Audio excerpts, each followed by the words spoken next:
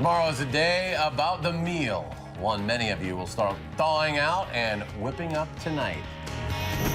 But the latest statistics show at least one time every month, more than 54,000 people don't know where that next meal is coming from. Good evening, I'm Eric Franke. And I'm Michelle Lee. Tonight, News 3 Investigates brings you an in-depth look at hunger in Dane County. Danica Lewis shows us those numbers and the people living them.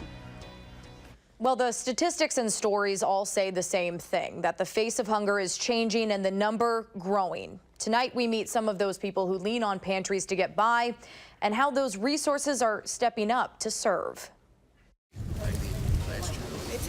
Life can feel like one long line to get what you need to keep that life going. It's a way of surviving. That's Vincent Washington, sitting, surviving. Some people don't even, no, not me. I'll never get on food stamps, you know. Yeah. Well, I'm not going down there. You like these? Vincent exhausted every temp job he could get. Yeah, I'll take one of these here. But still ended up unemployed. Without it, what you're gonna do, go out there and steal and rob, and then where would you be? He and his wife volunteered at Bread of Life. Now the tables have turned. And one from this table? Vincent now turning to these tables once a month. And a lot of people need this. Oh, yes, sweet potatoes. Thank you. When your ends aren't meeting, you have to put food on the table. Terry Ann Stassi didn't have a turkey the year her job was shipped overseas. Yeah, there's been plenty of tears. Plenty of days where I feel that I can't make it.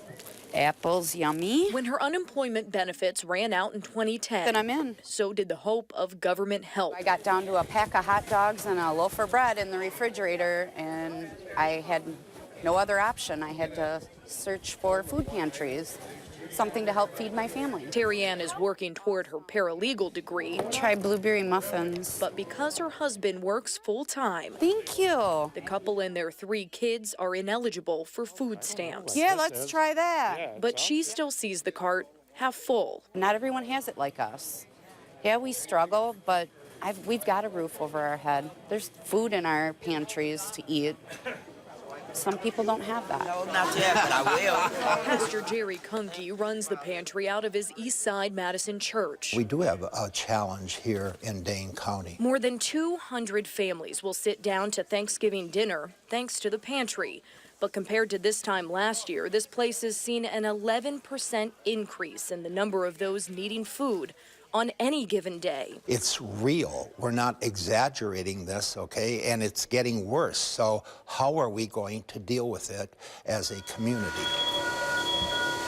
Bread of Life and hundreds of others look to the shelves of Second Harvest Food Bank for supplies. It barely scratches the surface. In the past 2 years, food from Second Harvest to just pantries in Dane County is up 19%.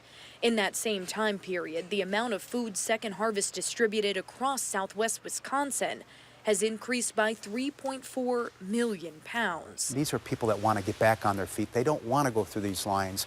This is their last resort. And unfortunately, those lines continue to get longer. Back at Bread of Life. Got some beans. The Washingtons will now be able to host their 13 kids and grandkids for Thanksgiving. And that is worth the wait. I'm thankful to be living. I'm grateful and thankful for a whole lot. That small church basement pantry that you just saw there, it took $113,000 to run that last year. Hard to believe. It was enough to hand out, though, 305 tons of food from Bread of Life.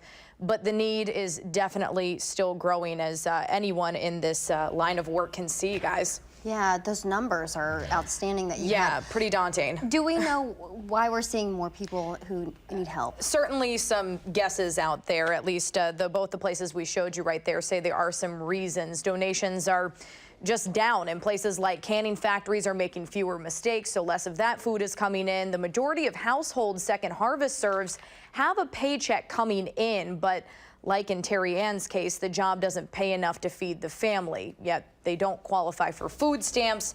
And plus, guys, anybody on food stamps, we're seeing cutbacks that started November 1st, so people are even relying more on the pantries to fill that void. Certainly something to keep in mind as all of us give thanks tomorrow. Yeah, that's absolutely right. All right, Danica, thanks for that Sure story. thing.